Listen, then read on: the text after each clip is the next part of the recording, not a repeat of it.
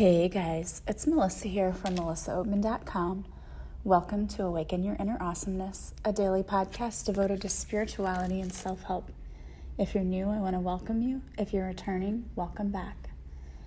So today I wanted to talk to you about narcissism because I know that I myself found myself in a relationship with someone who was very narcissistic.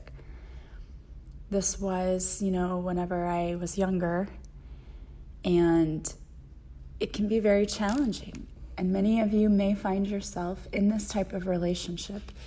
It's especially easy for someone who is very giving and loving and caring to end up with a narcissist, because a narcissist needs someone that feeds them. And a regular person is going to get tired of that crap very quickly.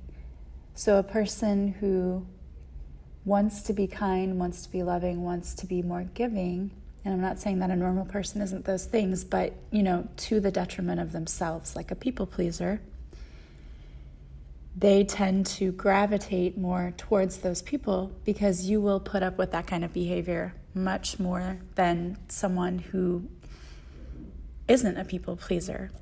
Being with a narcissist is extremely difficult.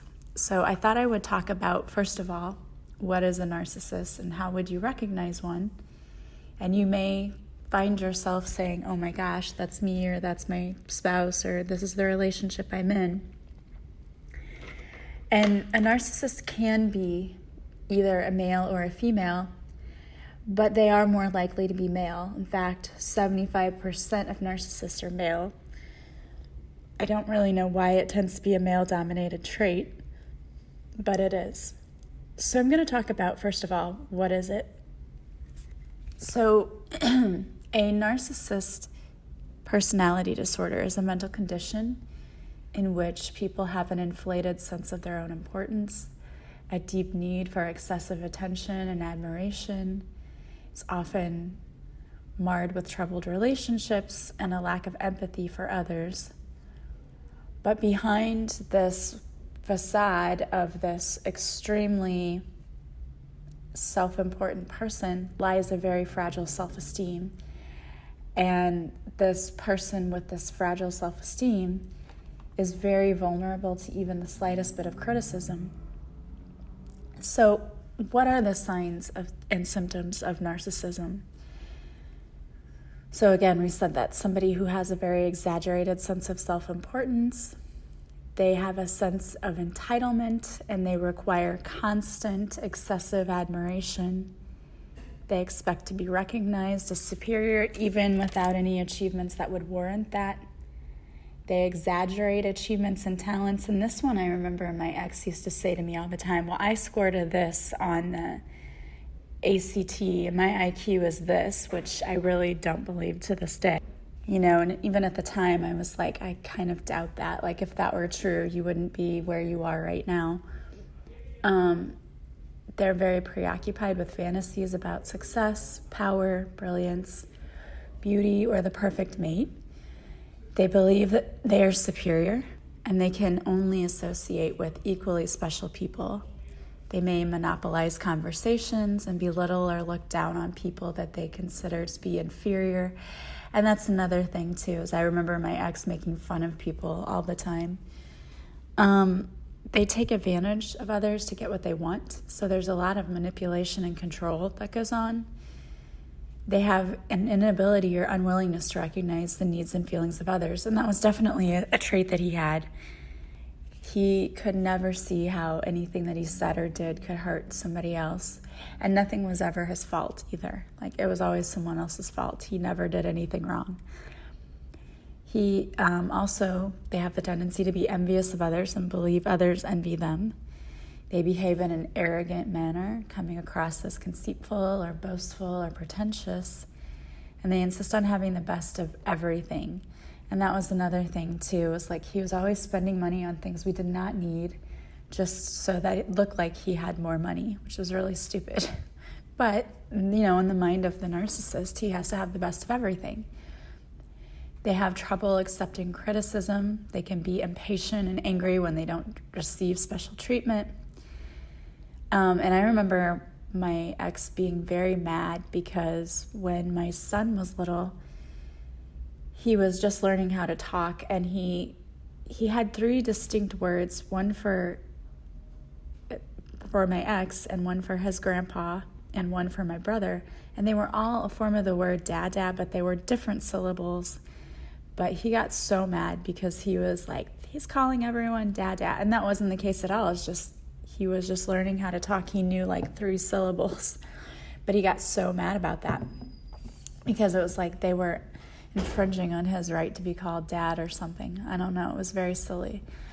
They have significant interpersonal problems and feel easily slighted. Like with that example, you can see that.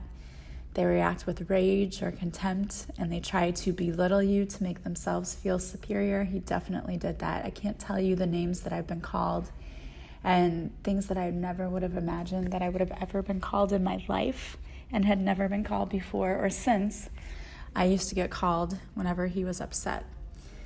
They have difficulty regulating emotions and behavior, and they experience major problems dealing with stress or adapting to change. There's often a lot of depression there, or they feel moody because they feel like they fall short of perfection. And they have secret feelings of insecurity, shame, vulnerability, or humility. And the problem with a lot of narcissists is that they will never seek treatment, or if they seek treatment, it's to treat depression, or they might be even dependent on drugs or alcohol because that is what helps them cope. So they may go get treatment for depression, or they may go get treatment for drugs or alcohol, but they don't truly get treatment for the real problem. And with my ex, he would go and get depression medicine. The doctor he went to gave him samples of it and not an actual prescription, and he was supposed to try it and come back. Well, he tried it for like a week or two, and it takes a week or two for it to even get in your system and do anything, regulate anything, and he decided that he didn't like the way it made him feel, so he just quit taking it. And you know that you cannot stop a medicine like that cold turkey, like you have to be weaned off of that. So that helped his mood swings a lot. So if you are in a relationship with a narcissist, what do you need to know? Well, I think that a lot of studies are showing that we are becoming more of a narcissistic world because we have social media networks like Facebook. So that often has a lot to do with our self-esteem because you have to have the perfect profile picture. And what if people don't like it? Like, not enough people liked my profile pic.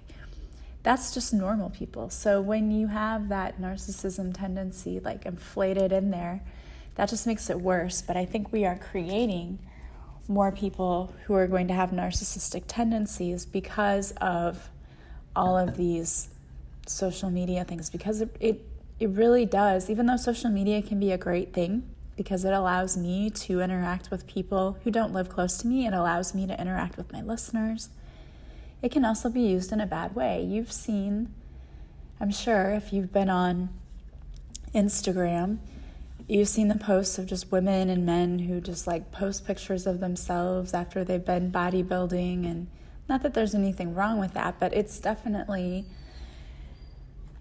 it can be excessive. And it's like, look at me. And it can tend to have an effect where people feel like everything is all about them. So how can you tell if you are in a narcissistic relationship? And you might have already said, oh my gosh, I am, just by listening to what you said. This sounds like my relationship, or this sounds like my spouse. But if you feel like you're with someone who doesn't seem to have any empathy for you, can't understand why what they say would hurt you, they're very manipulative or controlling. And one of the ways that my ex was very manipulative and very controlling is through tears. He could cry at the drop of a hat. And he knew that that would get to me because I was a very sensitive person and I don't want to hurt anyone's feelings. So anytime things weren't going his way, he would start crying about something. Like he would bring up something that would, be something that I should feel sorry for him for, and then start crying. And it worked. It worked really well for a long time, until one day I just happened to, I don't know, I can't even describe it. It was like I saw his mood. I saw that he was able to suddenly go from this laughing to crying mode. And I don't know why it took me that long to see it, or why I didn't see it before, but it was like just an aha moment, like a light bulb went on. And I thought, oh my gosh, you can cry at the drop of a hat. You've been manipulating me all these years. They also have very controlling behavior, and this is something that he did too. It was like I couldn't go with my family places because he needed to know where I was going to be, and he didn't want me to be anywhere if he wasn't there. He also needed to control what was happening, like when we went to families' houses. And I remember one time he got so mad. It was Christmas Eve. My babies were not even a year old. They were almost a year old. And Christopher got the stomach flu Christmas Eve night, and my mom was keeping them. She's like, oh, let me keep the babies. So we let her. And he was sick, and he was throwing up all night. And Luke's mom had bought them new onesies, and they had the onesies on, but he got sick all over the onesies. So my mom changed his clothes into a new outfit that she had bought, not trying to say like, oh, this is my outfit that I bought. That it wasn't anything like that. There was throw up all over the other outfit. Well, he was so mad about that. I mean, he ruined the entire Christmas day over that. And it was just, nobody could understand. Even his mom was like, I told him it wasn't a big deal. And, I had to explain it wasn't anything that was done on purpose. It wasn't like this was and that's the other thing too that should have been a big clue. It's like in that family, it was like we do things to show, to prove something, like, oh, that's the outfit that I bought. So it was very weird. I thought it was very weird. And I didn't understand, I understand him wanting his mom to be able to see them in the outfit, but okay, it's dirty. He threw up on it. Like, that's not happening. So to get mad about it and ruin the entire holiday was really stupid, but that's what happened. There's a strong need for admiration and a very strong need on getting their own needs met and ignoring the needs of others. And oh my gosh, he used to do that a lot. Higher levels of aggression. He was very aggressive, very aggressive. There were a lot of times where he got physical and it got scary. He also had a lot of difficulty accepting any kind of feedback about his behavior. When I would tell him, I don't like it when you do this, or I would just tell him to stop doing whatever, it was like he would go out of his way to do it just because I told him to stop. So that was some of the typical behavior that I dealt with, and that's also very typical of narcissists.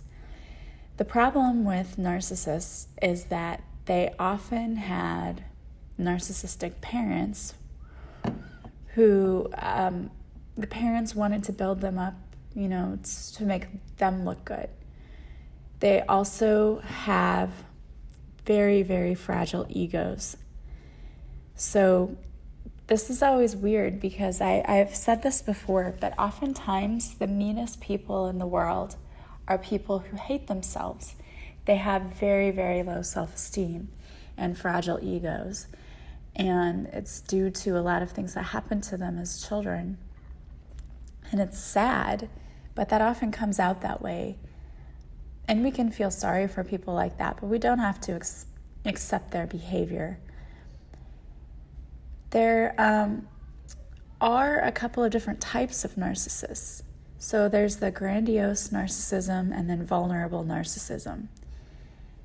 They usually stem from different early childhood experiences, and then they lead to different behaviors in relationships. Grandiose narcissists, they display high levels of grandiosity, aggression, and dominance, and they tend to be more confident and less sensitive. And they usually were treated very superior in their early childhood, so they move through life expecting the same kind of treatment. And they will become very upset and leave their partners really quickly if they feel they're not getting the special treatment they think they're entitled to. Vulnerable narcissists are much more emotionally sensitive. They have what serves as a facade. So this, grandiosity, it is actually just a facade that protects their feelings of inadequacy and incompetence. And they swing back and forth between feeling superior and inferior. They often feel victimized and anxious when they're not treated as if they are special. This usually develops in early childhood as a coping mechanism to deal with abuse or neglect. So in relationships, these types of partners worry about how their partners perceive them. They can be very possessive, jealous, and paranoid about their partners having flirtations or affairs. So it can be very challenging to be in a relationship with a narcissist. They have a lot of difficulty really, truly loving someone because they don't love themselves. And as you've heard me talk about so often on this podcast, you have to love yourself deeply and completely before you can truly love someone else. They're so focused on themselves that they don't really see their partner as a separate person. They tend to only see their partner in terms of, how can you fulfill my needs? How can you make me feel better? And their partners and children are usually only valued if they're able to meet these needs for them. They can lack the ability, like I said, to be empathetic towards their partner or their children. But a lot of people are actually drawn to narcissists. And the reason is because in the beginning, they seem to be very life of the party people. They're very fun, outgoing, charismatic. And there's a beautiful and exciting honeymoon period in these relationships that very quickly declines. So it's easy to fall madly in love with someone like this instantly, and things can move very quickly, and then you realize, and that I think is what makes it so dangerous, and this is what happened to me. It was like our relationship went so quickly. We went from going on our first date to then being together all the time, and in just a few months' time, we were already a very serious couple. And then it was hard to get out of, very hard to get out of. If you're in a narcissistic relationship, you may feel very lonely. You may feel like you're just an accessory. And that's how I felt. I felt like I'm just like a trophy wife. And that sounds stupid because I'm not like this model or anything like that, but that's what it felt like. It was like I was just there for him to be to his friends, like, oh, look, that's my wife. And you feel very lonely and unimportant. The narcissist will always act like they are always right, that they know better, that you're wrong or you're incompetent and you couldn't possibly know what you're doing or the right answer. And this leaves you feeling very angry and defensive, often very defensive. And it also really, really lowers your self-esteem, because I would be called things like stupid. I would be told that I was stupid, and I got accused of cheating all the time, just different things. And so it really, really did lower my self-esteem, I know. If you realize that you're in a narcissistic relationship, you might want to think about what led you to this partner. And are you comfortable with your partner being so in control and so manipulative?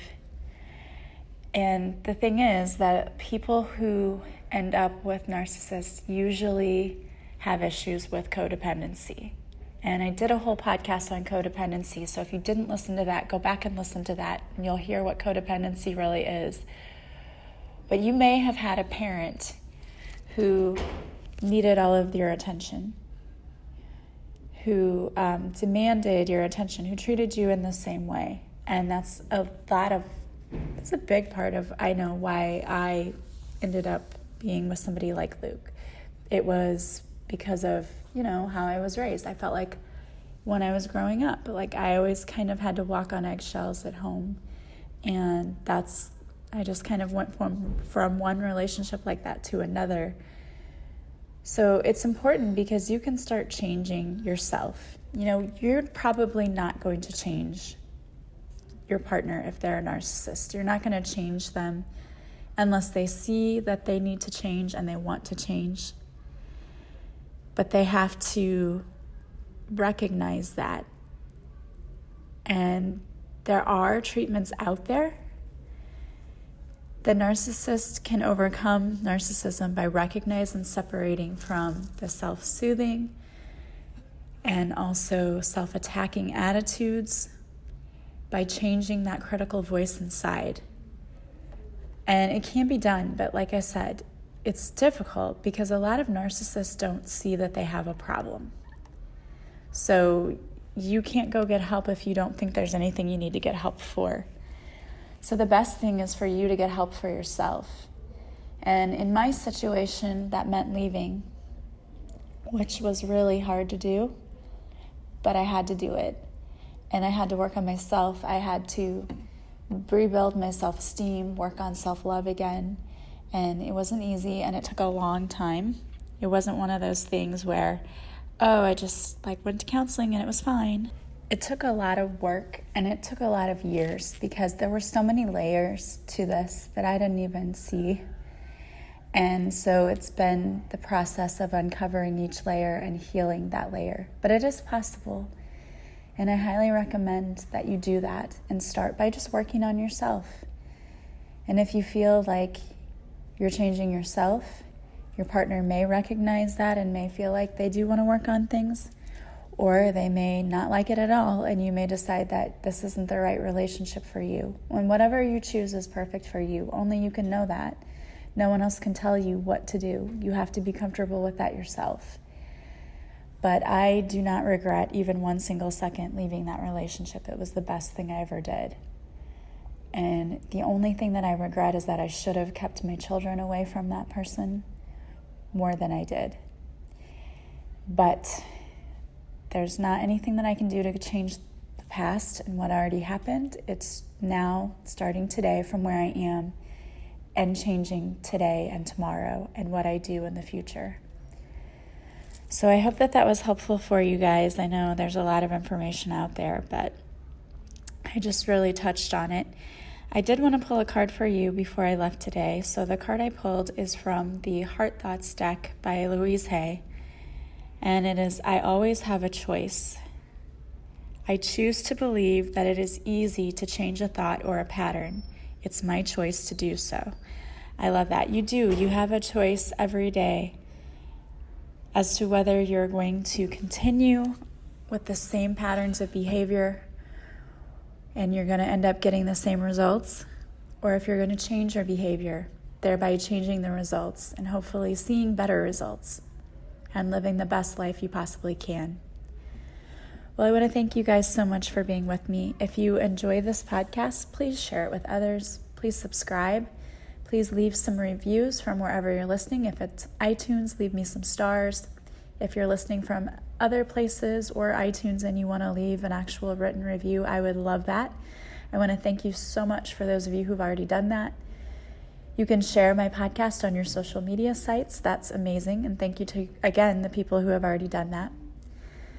If you would like to work with me, there's so many ways you can work with me, either through a Reiki session, coaching session. You can take an online course with me. You can check all of that out on my website, which is just melissaoatman.com. All of the pricing is there. If you actually want to book, you can simply email me and schedule a session with me.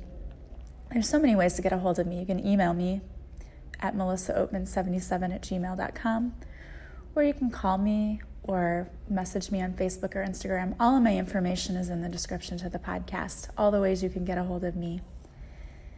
Also, if you would like to get a free morning and evening meditation, all you have to do is go to my website and subscribe, and you will receive a free morning and evening meditation simply as a gift from me to you, saying thank you for supporting me and my mission. Don't forget to join me on my Facebook Lives, Mondays at 5:30 Central, where I do a free reading for everyone. I hope that you guys have a beautiful day, and I will talk to you again soon. Bye-bye.